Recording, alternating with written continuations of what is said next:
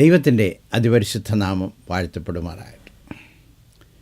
വീണ്ടും ദൈവവചനത്തോടുള്ള ബന്ധത്തിൽ നമുക്ക് ഒരുമിച്ച് കൂടാൻ ദൈവം ഇടയാക്കിയല്ലോ. ദൈവത്തിന് സ്തോത്രം. വളരെ അധികം പ്രതിസന്ധികളുള്ള ഒരു കാലഘട്ടം, കോവിഡ് മഹാരോഗം, ജോലിയിൽ ഉള്ള അസ്ഥിരത, സാമ്പത്തികമായിട്ടുള്ള ഭദ്രതക്കുറവ്, വിലക്കയറ്റം, പുതിയ തലമുറ ആധ്യാത്മികമായും സാംസ്കാരികമായും അധപ്പതിക്കുന്നത് കണ്ടു നിൽക്കുന്നൊരനുഭവം. ഇതിൻ്റെയൊക്കെ വെളിച്ചത്തിൽ ദൈവഭക്തിയിൽ ജീവിക്കുന്നൊരു തലമുറ അന്താളിച്ച് നിൽക്കുകയാണ്. ഉൽപ്പത്തി പുസ്തകം 45 അവസാനം മുതൽ 46 അധ്യായത്തിൻ്റെ 4 വാക്യം വരെയുള്ള വേദഭാഗത്ത് യാക്കോബിൻ്റെ ഒരു ജീവിതാനുഭവം രേഖപ്പെടുത്തിയിട്ടുണ്ട്. ഈ സന്ദർഭത്തിൽ അവിടെയുള്ള ദൂത് നമുക്ക് ഏറെ പ്രസക്തമാകും എന്ന് ഞാൻ ചിന്തിക്കുന്നു. യാക്കോബിന് 12 മക്കളുണ്ടായിരുന്നു. ഒരുവനെ മറ്റ് സഹോദരന്മാർ, വിശേഷിച്ച് 10 സഹോദരന്മാർ വെറുത്തത് നിമിത്തം ഇസ്മായേല്യർക്ക് വിറ്റ് മിസ്രൈമിൽ അടിമയായി. എന്നാൽ ദൈവത്തിൻ്റെ മുൻനിർണയപ്രകാരം അവനെ ഉയർത്തി മിസ്രൈമിൻ്റെ അധിപതിയാക്കി. അങ്ങനെ ജീവിക്കുന്ന കാലത്ത് സഹോദരന്മാർ ക്ഷാമം നിമിത്തം അവിടെ വന്നെത്തി. യോസേപ്പ് അവരോട് പകവീട്ടിയില്ല, വേണ്ടുന്നതെല്ലാം നൽകി അവസാനം താൻ ആരാണെന്ന് വെളിപ്പെടുത്തി. സഹോദരന്മാരെ മടക്കി അപ്പൻ്റെ വീട്ടിലേക്ക്, കനാനിലേക്ക് അയക്കുമ്പോൾ ഒരു കാര്യം കൂടെ പറഞ്ഞു: നിങ്ങൾ മടങ്ങി വരുമ്പോൾ എൻ്റെ അപ്പനെയും കൂടെ കൊണ്ടുവരണം. ഈ ദൂത് സഹോദരന്മാർ വന്ന് യാക്കോബിനെ അറിയിച്ചതിൻ്റെ വെളിച്ചത്തിൽ യാക്കോബ് മിസ്രൈമിലേക്ക് പോകാൻ തയ്യാറെടുക്കുന്നു.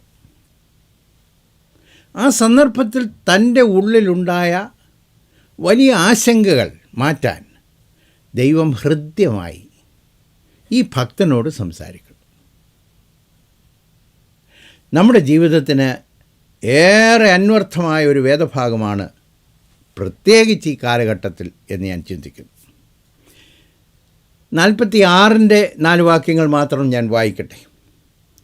അനന്തരം ഇസ്രയേൽ തനിക്കുള്ള സകലവുമായി യാത്ര പുറപ്പെട്ട് ബേർശബയിലെത്തി തൻ്റെ പിതാവായ ഇസ്ഹാക്കിൻ്റെ ദൈവത്തിന് യാഗം കഴിച്ചു. ദൈവം ഇസ്രയേലിനോട് രാത്രി ദർശനങ്ങളിൽ യാക്കോബേ യാക്കോബേ എന്ന് വിളിച്ചതിന് ഞാനിതാ എന്ന് അവൻ പറഞ്ഞു. അപ്പോൾ അവൻ, ഞാൻ ദൈവമാകുന്നു, നിൻ്റെ പിതാവിൻ്റെ ദൈവം തന്നെ. മിസ്രൈമിലേക്ക് പോകാൻ ഭയപ്പെടേണ്ട, അവിടെ ഞാൻ നിന്നെ വലിയ ജാതിയാക്കും എന്നരുളി ചെയ്തു. ഞാൻ നിന്നോടുകൂടെ മിസ്രൈമിലേക്ക് പോരും, ഞാൻ നിന്നെ മടക്കി വരുത്തും.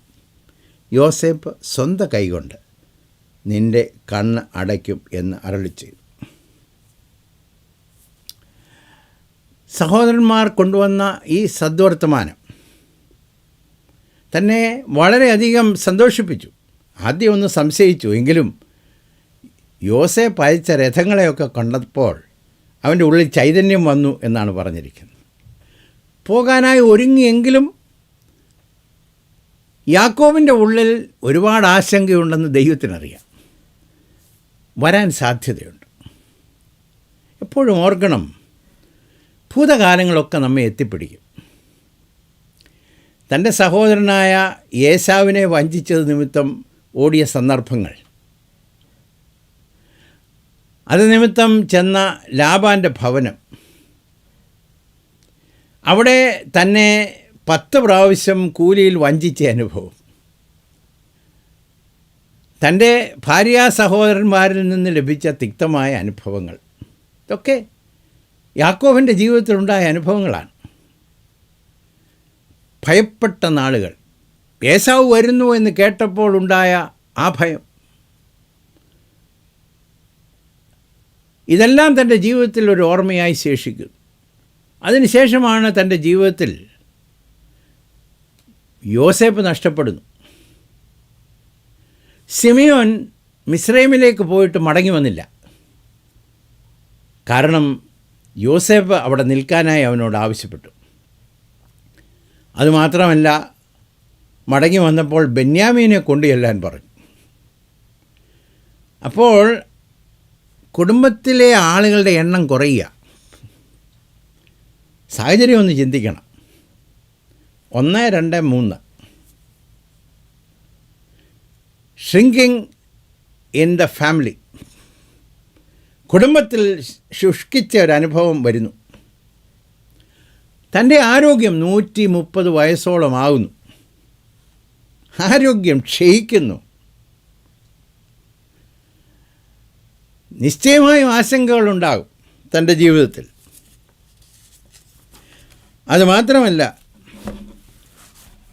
ചെറുപ്പത്തിലെ ധൈര്യമില്ല. ഇപ്പോൾ തനിച്ച് തൻ്റെ അമ്മയുടെ ഭവനത്തിലേക്ക് ഓടാൻ ചെറുപ്പകാലത്ത് നല്ല ധൈര്യമായിരുന്നു. എന്നാൽ ഇപ്പോൾ ആ ധൈര്യമില്ല. അപ്പോൾ കുടുംബത്തിലെ എണ്ണത്തിൽ കുറവ് വരുന്നു, ആരോഗ്യത്തിൽ കുറവ് വരുന്നു, മനോധൈര്യത്തിലും കുറവ് വരുന്നു. ഇങ്ങനെ ഒരു സന്ദർഭത്തിലാണ് ഒരു വിളി വരുന്നത്, അറിയാത്തൊരു സ്ഥലത്തേക്ക് പോകാൻ. പിന്നെ തൻ്റെ ഈ കുഞ്ഞുങ്ങളെ വേണ്ടും വണ്ണം വിശ്വാസമുണ്ടോ എന്നും അറിഞ്ഞുകൂടാ. കാര്യം ചില വഞ്ചനകളുടെ അനുഭവമൊക്കെ തൻ്റെ ഉള്ളിലുണ്ട്. യോസേപ്പ് ജീവനോടെ ഇരിക്കുന്നു എന്ന് കേട്ടപ്പോൾ നിശ്ചയമായി യാക്കോബ് ചിന്തിച്ച് കാണും, പിന്നെ അവർ കൊണ്ടുവന്ന് കാണിച്ച ആ വസ്ത്രം എന്തായിരുന്നു? രക്തം പുരണ്ട വസ്ത്രം, വഞ്ചനയല്ലായിരുന്നു. ഇതെല്ലാം തൻ്റെ ജീവിതത്തെ ഭാരപ്പെടുത്തുകയാണ്. അപ്പോൾ ഈ കുഞ്ഞുങ്ങളുടെ കൂടെ വേണം മിസ്രൈമിലേക്ക് പോകാൻ. അതുമാത്രമല്ല, ഇത് മുമ്പുണ്ടായ ഒരു നീക്കമല്ല, അൺപ്രീസിഡൻറ്റഡ് മൂവാണ്. ഈ മുമ്പ് ചെയ്തിട്ടുള്ളത് ഒന്നുകൂടെ ചെയ്യാൻ പ്രയാസമില്ല.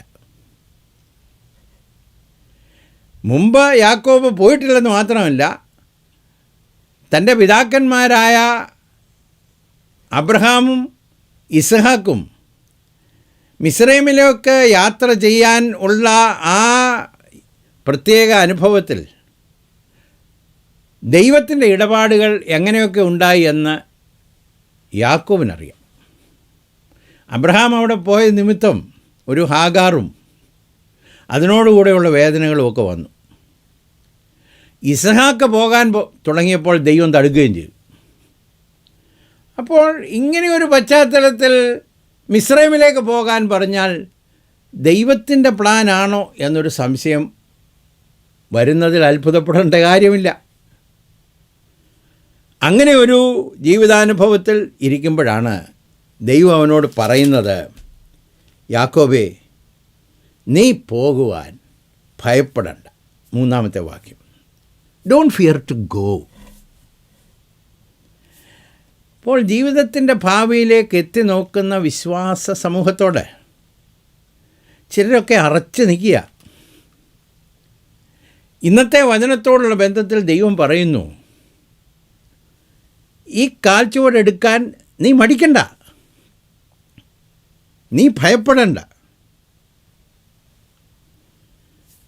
അപ്പോൾ ഈ വേദഭാഗത്ത് നിന്ന് നമുക്കുള്ള ദൂതുകൾ നമുക്കൊന്ന് ചിന്തിക്കാം. ഈ സമയത്ത് നാം ഭാരപ്പെടേണ്ട ആവശ്യമില്ല എന്ന് ദൈവം നൽകുന്ന 4 വാഗ്ദത്തങ്ങളിൽ കൂടെ യാക്കോബിനെ ഉറപ്പിക്കുകയാണ്. ഒന്നാമത് കൊടുക്കുന്ന ഉറപ്പ്, യാക്കോബേ, ഇത് എൻ്റെ പദ്ധതിയാണ്. This is my plan. നിൻ്റെ ഈ മൂത്ത മക്കൾ കൊണ്ടുവന്ന പദ്ധതിയല്ല ഇത്. ഇത് ഞാൻ ഒരുക്കുന്ന പദ്ധതിയാണ്. അപ്പോൾ ഈ ലോകത്തിൽ നാം ജീവിക്കുമ്പോൾ ദൈവത്തിൻ്റെ പദ്ധതിയിലാണെന്ന് ഉറപ്പുണ്ടെങ്കിൽ അവിടെ ഭയപ്പെടേണ്ട ആവശ്യമില്ല. When you are walking on God's road, you don't have to be afraid. യാക്കോബിനോട് ഇപ്രകാരം പറഞ്ഞു കാണും, യാക്കോബേ, മിസ്രൈം എന്നുള്ളത് നിൻ്റെ മാപ്പിനകത്ത് ഞാൻ ഇൻക്ലൂഡ് ചെയ്തിട്ടുണ്ട്. അതുകൊണ്ട് നിനക്ക് ഈ കാര്യത്തിൽ സ്വസ്ഥമായിട്ടിരിക്കാം. 105 സങ്കീർത്തനത്തിൻ്റെ 17 വാക്യത്തിൽ സങ്കീർത്തനക്കാരൻ പറഞ്ഞു, അവൻ യോസേപ്പിനെ അവർക്ക് മുമ്പായി അയച്ചു മിസ്രൈമിലേക്ക്. അപ്പോൾ യോസേപ്പിൻ്റെ ജീവിത പദ്ധതിയിൽ മിസ്രൈമിലേക്കുള്ള യാത്രയുണ്ടായിരുന്നു എന്ന് പറഞ്ഞതുപോലെ ദൈവം യാക്കോബിനോട് പറയുകയാണ്, this is my plan for you.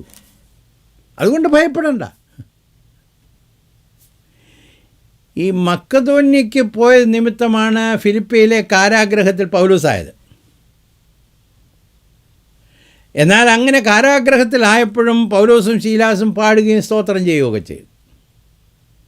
ഭയമുള്ള സഹോദരന്മാരെ അല്ലല്ലോ നമ്മൾ കാണുന്നത്. എൻ്റെ കാരണം എന്താണെന്നറിയാമോ? കാരാഗ്രഹത്തിലാണ്, പ്രയാസത്തിലാണ്, അതൊക്കെ ശരിയാണ്. പൗലോസിനൊരു കാര്യം അറിയാം, ഞാൻ ഈ വഴി വന്നത് ദൈവം പറഞ്ഞയച്ചതുകൊണ്ടാണ്. ആസിയയിലേക്ക് പോകാനൊക്കെയാണ് ഞാൻ ശ്രമിച്ചത്. പരിശുദ്ധാത്മാവ് തടുക്കുകയും ബിഥുന്യയ്ക്ക് പോകാൻ ശ്രമിച്ചപ്പോൾ അവിടെ തടുക്കുകയും ചെയ്തതിന് ശേഷം ദൈവം എനിക്ക് മക്കദോന്യക്കാരൻ വിളിക്കുന്നതായി ദർശനം തന്ന് ഇങ്ങോട്ട് അയച്ചപ്പോൾ ഇവിടെ എന്തു വന്നാലും ഞാൻ ഭയപ്പെടത്തില്ല. കാരണം ഞാൻ ദൈവത്തിൻ്റെ പദ്ധതിക്കുള്ളിലാണ്. I am in God's plan. ഒരു വിശ്വാസിക്ക് നന്നായിട്ട് അറിയാവുന്നൊരു കാര്യമുണ്ട്, ദൈവത്തിൻ്റെ വഴി തികവുള്ളതാണ്. എന്ന് പറഞ്ഞാൽ ദൈവത്തിൻ്റെ വഴിയിൽ ഡീറ്റൂറുകളില്ലെന്നൊന്നുമില്ല. പറഞ്ഞാൽ ചിലപ്പോൾ വഴിയൊക്കെ ഒന്ന് തിരിച്ചു വിടും. നമുക്ക് എത്രയും വേഗത്തിൽ പോകണമെന്നാണ്, പക്ഷേ തമ്പുരാൻ ചിലപ്പോൾ ഡീറ്റൂർ തരും. ദൈവത്തിൻ്റെ വഴിയിൽ ചിലപ്പോൾ താഴ്വരയും ഉണ്ടാവും. ഉന്നതങ്ങളിൽ യാത്ര ചെയ്യാനാണ് നമുക്കിഷ്ടം, പക്ഷേ ദൈവത്തിൻ്റെ പദ്ധതിയിൽ താഴ്വരകളും ഉണ്ടാകാൻ സാധ്യതയുണ്ട്. എന്നാൽ ഇത് ദൈവത്തിൻ്റെ പദ്ധതിയാണ് എന്നറിയുമ്പോൾ നമുക്കവിടെ വിശ്രമിക്കാൻ ദൈവം കൃപ തരും. യാക്കോബിൻ്റെ ഭയം മാറ്റാനായി ദൈവം ഉപയോഗിച്ച സന്ദേശം ഇതാണ്: യാക്കോബെ, നീ ഭയപ്പെടേണ്ട. ഇപ്പോൾ നീ പോകാൻ പോകുന്ന യാത്ര എൻ്റെ പൂർണ്ണ ഹിതത്തിലുള്ള യാത്രയാണ്. You are in my plan. ഒരു ദേവദാസൻ പറഞ്ഞത് ഞാൻ എപ്പോഴും ഉദ്ധരിക്കാറുണ്ട്. What is the safest place on earth?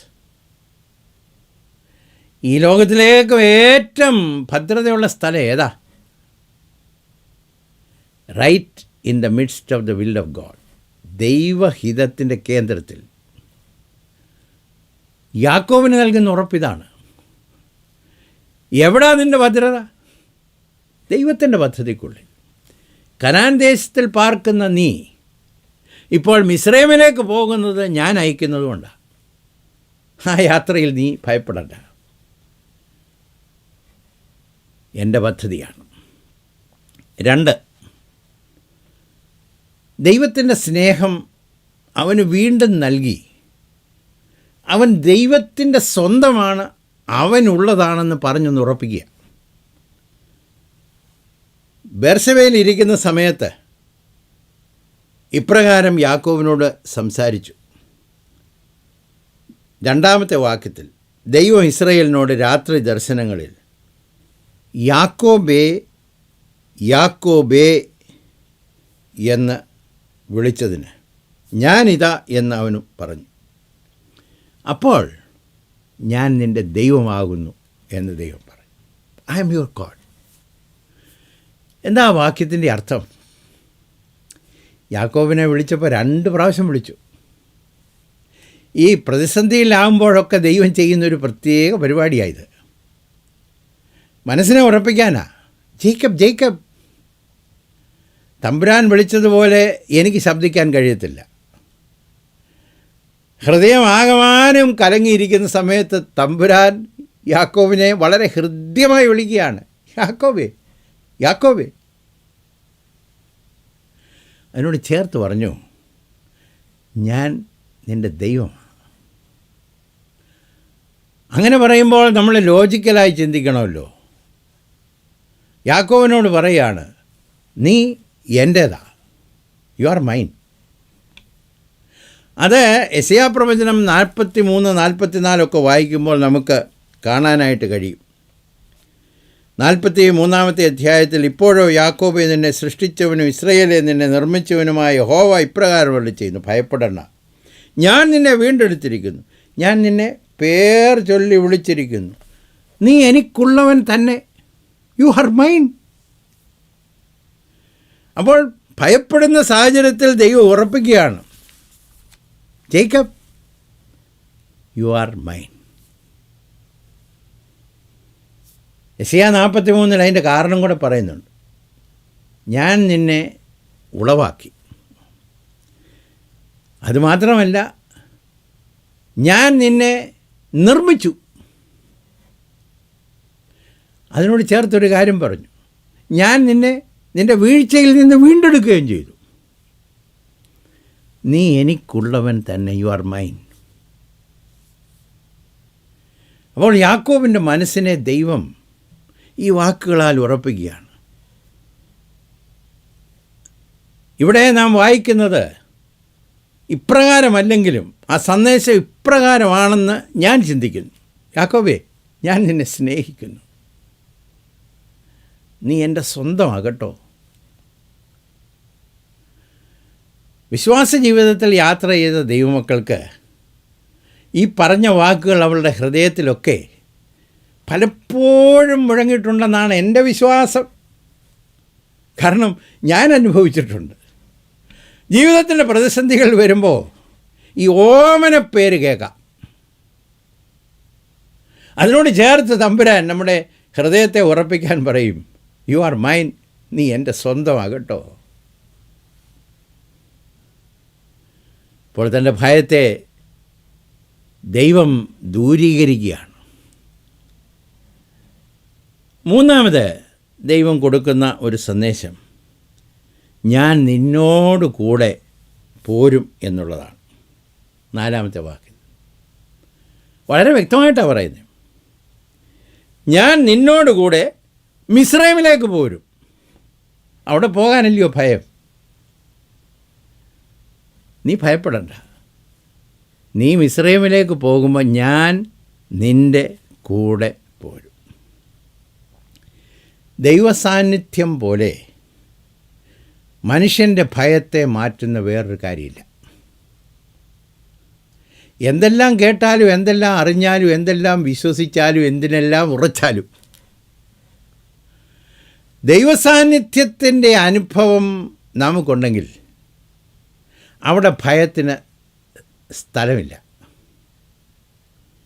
When God is present, fear runs away.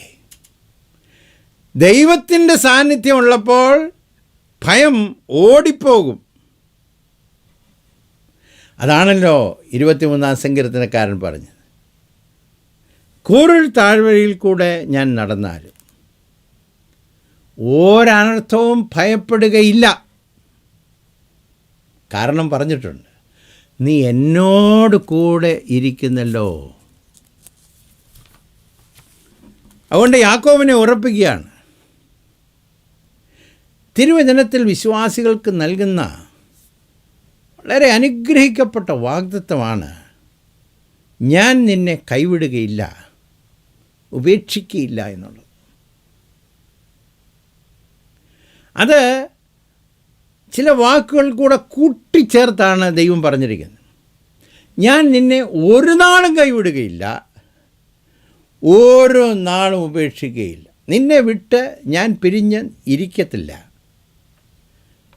ഞാൻ നിന്നോട് കൂടെ ഇരിക്കും. ഇതറിയാവുന്നതുകൊണ്ടാണ് മോശ ദൈവത്തോട് ഇപ്രകാരം പറഞ്ഞ്, കർത്താവേ, ഞാൻ ഒറ്റ കാര്യം നിന്നോട് ചോദിക്കുന്നുള്ളൂ, വലിയ ദൗത്യമാണ് എനിക്ക് തന്നിരിക്കുന്നത്. ഈ ജനം മത്സരമുള്ള ജനവുമാണ്, ഭാരമുള്ള ജോലിയാണ്. എന്നാൽ നീ എൻ്റെ കൂടെ പോരണം. ഞാൻ പൊക്കോളാം, ഐ വിൽ ഗോ. എന്നാൽ എനിക്കൊരു റിക്വസ്റ്റ് ഉണ്ട്, നീ എൻ്റെ കൂടെ പോരണം. അപ്പോൾ വിശ്വാസിയുടെ ജീവിതത്തിൽ ദൈവത്തിൻ്റെ സാന്നിധ്യം എത്ര ധൈര്യം പകരുന്നതാണ്. യാക്കോബിനോട് പറഞ്ഞു, ഒരു കാര്യം നീ ഉറപ്പാക്കിക്കോണം, ഇതെൻ്റെ പ്ലാനാണെന്ന് മാത്രമല്ല, നീ പോകുമ്പോൾ എൻ്റെ ദൂതനെയല്ല, ഞാൻ നിൻ്റെ കൂടെ. നിനക്കറിയാത്ത സ്ഥലത്തേക്ക് പോകുമ്പോൾ ഞാൻ നിൻ്റെ കൂടെ. ഭയപ്പെടുത്തുന്ന സാഹചര്യത്തിലേക്ക് നീ പോകുമ്പോൾ ഞാൻ നിൻ്റെ കൂടെ പോരും. എന്താ ദൈവസാന്നിധ്യത്തിൻ്റെ പ്രത്യേകത? ദൈവത്തിൻ്റെ സാന്നിധ്യം നമ്മെ ആകമാനം മാറ്റും. യാക്കോബിനതറിയാം. നമുക്കെല്ലാം പരിചിതമായ വേദഭാഗമാണ് ഉൽപ്പത്തി 32, 26 മുതൽ 31 വരെയുള്ള വാക്യങ്ങൾ. ആ യാബോക്കിൻ്റെ തീരത്ത് ദൈവവുമായി ഏറ്റുമുട്ടിയപ്പോൾ യാക്കോബിന് അവസാനമായി പറയാനുള്ളൊരു സാക്ഷ്യമുള്ളൂ, യഹോവ ഇവിടെ ഉണ്ട്, ഞാൻ അവനെ മുഖാമുഖമായി കണ്ടു. അവിടെ നിന്നിറങ്ങിയ യാക്കോബ് രൂപാന്തരപ്പെട്ട, മുടന്തി വന്നെന്നാണ് പറയുന്നത്. തൻ്റെ അകത്തെ മനുഷ്യൻ രൂപാന്തരപ്പെട്ടാണ് പുറത്തു വരുന്നത്. ഇസ്രയേലായിട്ടാണ് പുറത്തു വരുന്നത്, യാക്കോബായിട്ടാണ് അങ്ങോട്ട് ചെന്നത്. എന്നാൽ ജീവിതത്തിൽ ഒരുപാട് രൂപാന്തരം വന്ന ഒരു മനുഷ്യനായിട്ടാണ് പുറത്തു വരുന്നത്. ദൈവസാന്നിധ്യം എപ്പോഴും നമ്മെ രൂപാന്തരപ്പെടുത്തും. നമ്മെ മാത്രമല്ല, നമ്മൾ പോകുന്ന സ്ഥലത്തെ രൂപാന്തരപ്പെടുത്തും. ദൈവവുമായി യാക്കോബ് ആ സ്ഥലത്ത് ഏറ്റുമുട്ടിക്കഴിഞ്ഞപ്പോൾ അതിന് പെനിയൽ എന്ന് പേരിട്ടു. പുതിയൊരു പേരങ്ങോട്ട് കൊടുത്തു. അതുമാത്രമല്ല, നമ്മുടെ ഭാവിയെയും രൂപാന്തരപ്പെടുത്തും.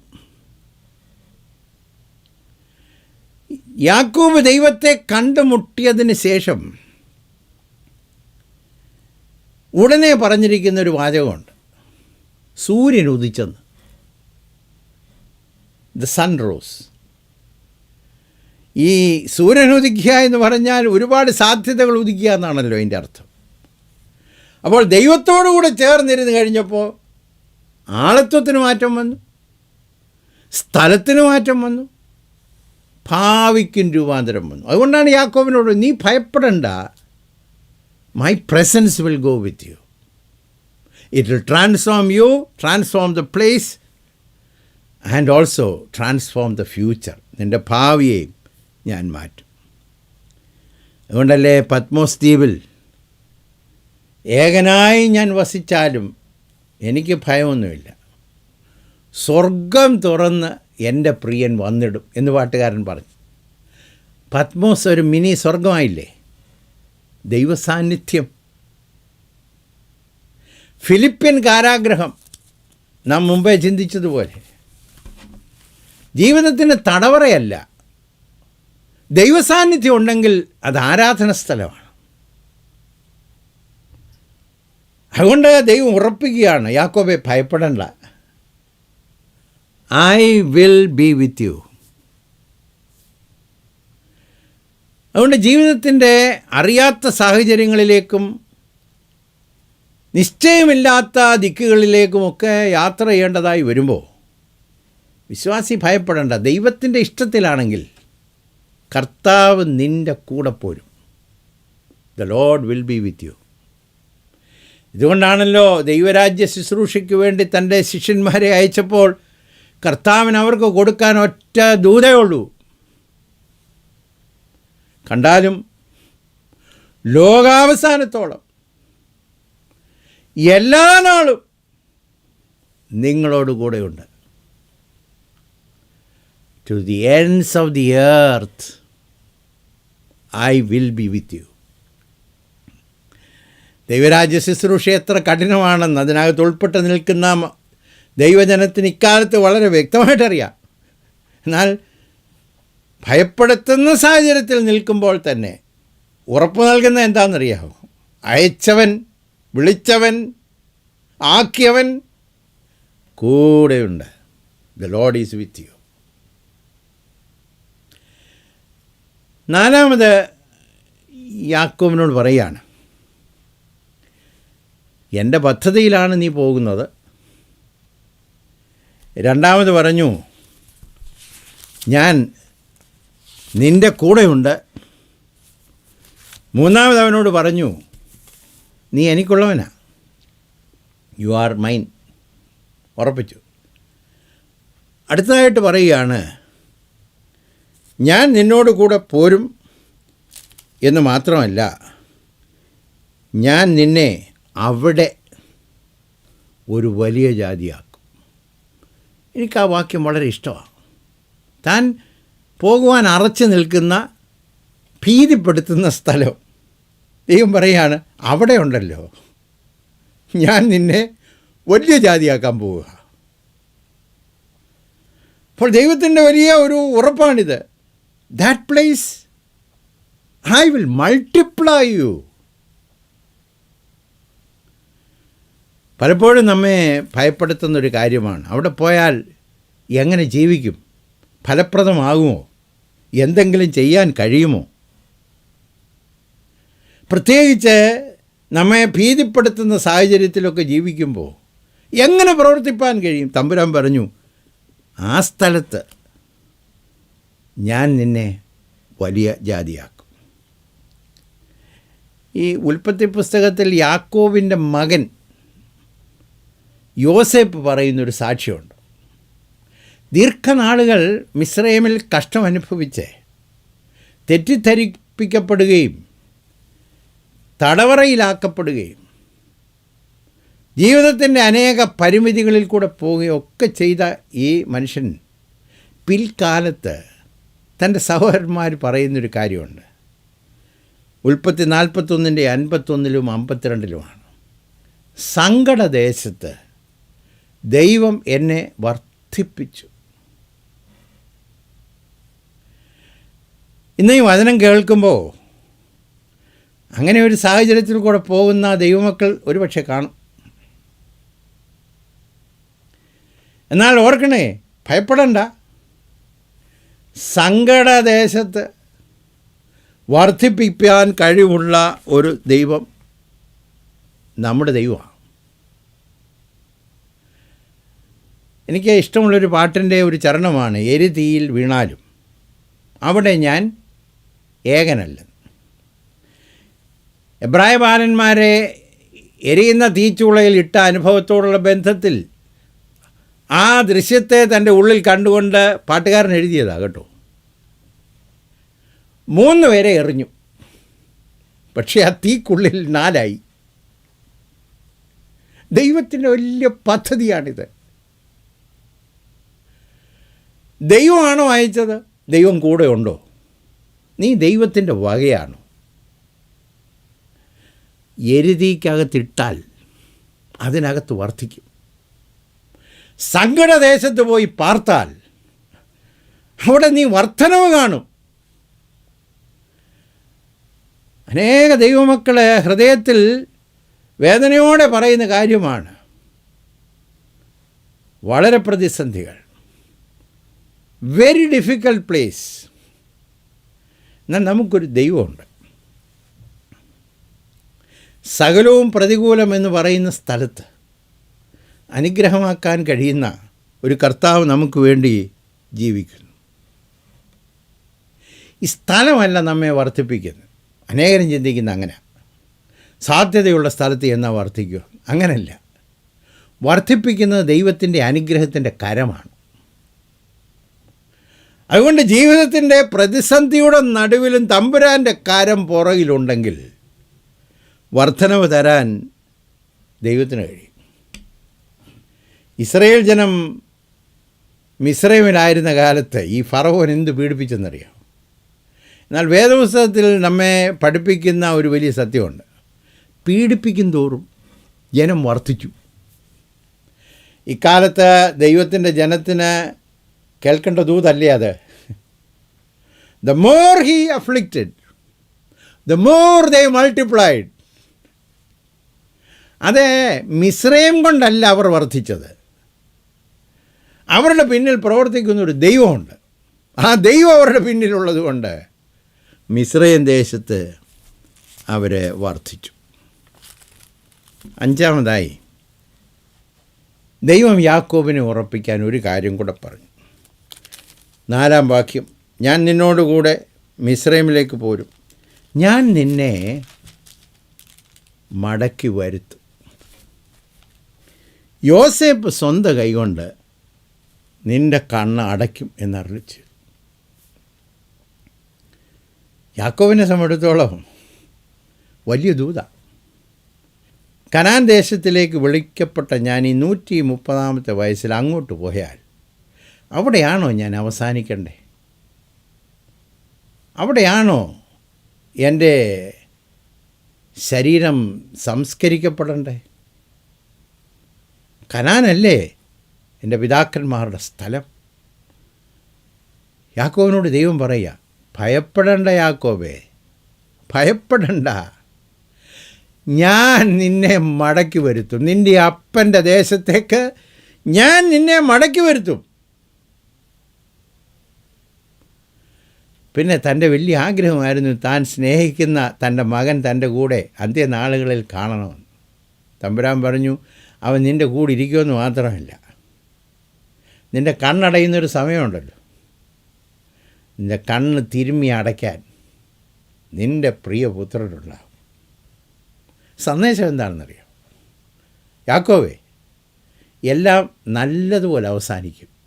It will end so beautifully, it will end so well. വിശ്വാസിക്ക് ഈ ദൂത് ഉറപ്പല്ലേ? ഇതെവിടെ പോയി തീരും? പലപ്പോഴും നമ്മുടെ അറിയായ്മയിൽ പറഞ്ഞു പോകുന്ന വാക്കാണ്. ഇതെവിടെ ചെന്ന് അവസാനിക്കും? ദൈവത്തിൻ്റെ വഴിയിലും ദൈവ സാന്നിധ്യത്തിലും ദൈവത്തിൻ്റെ സ്നേഹത്തിൻ്റെ മറവിലും ഞാനും നിങ്ങളും ജീവിക്കുന്നെങ്കിൽ, അവൻ്റെ കൈ നമ്മുടെ പുറകിൽ പ്രവർത്തിക്കുന്നുണ്ടെങ്കിൽ, എല്ലാം നന്നായി പര്യവസാനിക്കും. All will end so beautifully. കാരണം തമ്പുരാൻ എല്ലാം നന്നായി അവസാനിപ്പിക്കാൻ കഴിവുള്ളവനല്ലേ. ദൈവത്തെ സ്നേഹിക്കുന്നവർക്ക്, നിർണയപ്രകാരം വിളിക്കപ്പെട്ടവർക്ക് സകലവും നന്മയ്ക്കായി കൂടി വ്യാപരിപ്പിക്കാൻ കഴിവുള്ളൊരു ദൈവമാണ്. He can make everything end so beautifully well. എനിക്കൊരു ബ്ലാക്ക് സ്മിത്ത് ഫാമിലിയിലെ ഒരു സ്നേഹിതനുണ്ടായിരുന്നു. ഞങ്ങൾ വലിയ സ്നേഹിതരായിരുന്നു. അതുകൊണ്ട് ഞാൻ എൻ്റെ ചെറുപ്പകാലത്ത് സ്കൂളിൽ പഠിക്കുമ്പോൾ അദ്ദേഹത്തിൻ്റെ കൂടെ വീട്ടിൽ പോകും. അപ്പം അപ്പനെ ആലയിൽ നല്ല വേല ചെയ്യുന്നയാളാണ്. എൻ്റെ സ്നേഹിതനും ചെറുപ്രായം മുതലേ അപ്പനെ സഹായിക്കുമായിരുന്നു. അപ്പോൾ ഞാൻ അവിടെ ചെല്ലുമ്പോൾ ചിലപ്പോൾ അപ്പനോട് ചേർന്നിരുന്ന് പണി ചെയ്യുന്നതാണ് ഈ സഹോദരൻ കൃഷ്ണൻ. ഞാൻ അവിടെ ഇരുന്ന് ഇങ്ങനെ വാച്ച് ചെയ്യും. അപ്പനെ ചുട്ടു പഴുപ്പിച്ച ഇരുമ്പ് കഷ്ണം ആ വലിയ ഇരുമ്പ് കട്ടയുടെ മുകളിലോട്ട് വെക്കും. അപ്പോൾ അടുത്തിരിക്കുന്ന ഒരാൾ, ചിലപ്പോൾ കൃഷ്ണൻ തന്നെയാണ്, ആ വലിയ ചുറ്റിക കൂടെ ഉയർത്തി അതിലടിക്കും. ഞാൻ ശ്രദ്ധിച്ചിട്ടുണ്ട്, അപ്പനെ കൊച്ചു ചുറ്റിക കൊണ്ട് ഈ പഴുത്തിരിക്കുന്ന ആ ഇരുമ്പ് കഷ്ണത്തിൽ ഒന്ന് തൊടും. അത് അടിക്കുകയല്ല, അവനോട് പറയാം, മോനെ ഇവിടെ വേണം നിൻ്റെ അടി വീഴാനെന്നാണ് അതിൻ്റെ അർത്ഥം. അപ്പോൾ കൃഷ്ണൻ കൈ ഉയർത്തി ശക്തമായിട്ടടിക്കും. ഈ ചിലപ്പോഴേ പറഞ്ഞിടത്തല്ല അടി കൊള്ളുന്നു. പിന്നെ ആ പിതാവിനവിടെ പ്രശ്നമൊന്നുമില്ല.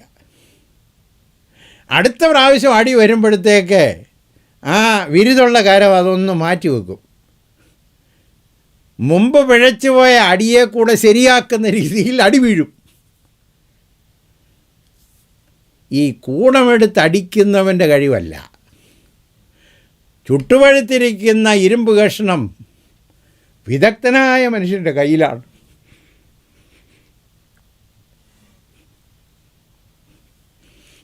എരുതിയിൽ ദൈവവേദൽ ചുട്ടുപഴുത്തിരിക്കുമ്പോൾ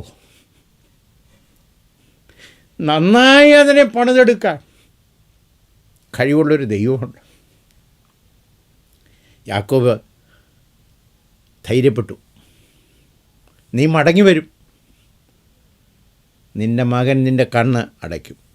it will all end beautifully well. ഭംഗിവാക്ക് പറഞ്ഞാണ്.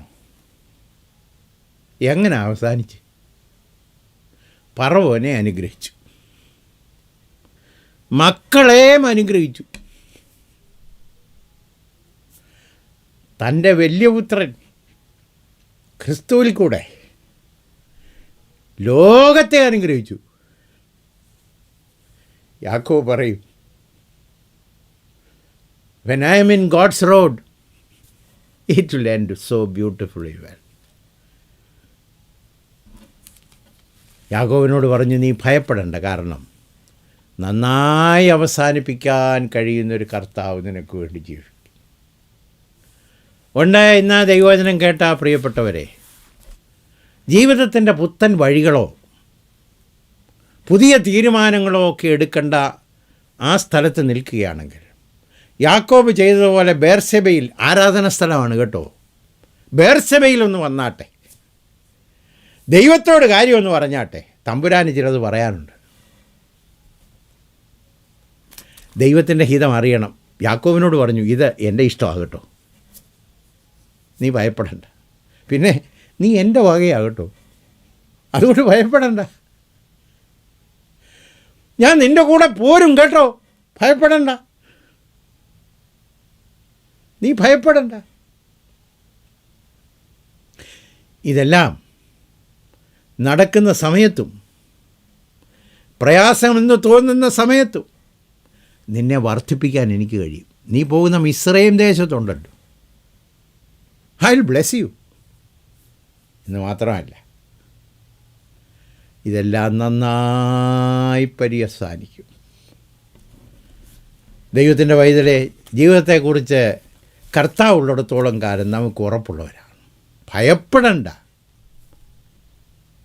End is going to be good and glorious.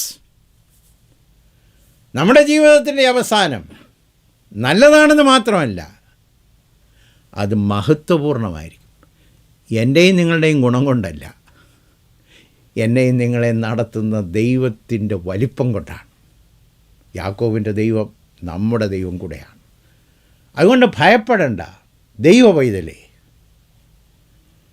ഇസ്രായേലിൻ്റെ ദൈവം നിൻ്റെ കൂടെയുണ്ട്. ഭ്രമിക്കേണ്ട ദൈവത്തിൻ്റെ പൈതലേ. ദൈവം നമ്മുടെ കൂടെയുണ്ട്. നമുക്ക് പ്രാർത്ഥിക്കാം. കർത്താവേ, തിരുവചനത്തിനായി സ്തോത്രം.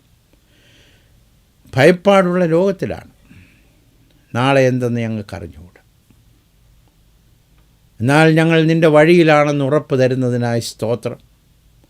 നീ ഞങ്ങളെ സ്നേഹിക്കുന്നു എന്ന് ഉറപ്പ് തരുന്നതിനായി സ്തോത്രം. സാഹചര്യം എന്തായാലും അതിൻ്റെ നടുവിൽ വർദ്ധിപ്പിക്കുമെന്ന് ഉറപ്പ് തരുന്നതുകൊണ്ട് സ്തോത്രം. ഞങ്ങളുടെ കൂടെ ഇരിക്കുകയും ഞങ്ങളെ നടത്തുകയും നന്നായി അവസാനിപ്പിക്കുകയും ചെയ്യുന്ന കർത്താവ് ഞങ്ങളോട് കൂടെ ഉള്ളതുകൊണ്ട് സ്തോത്രം.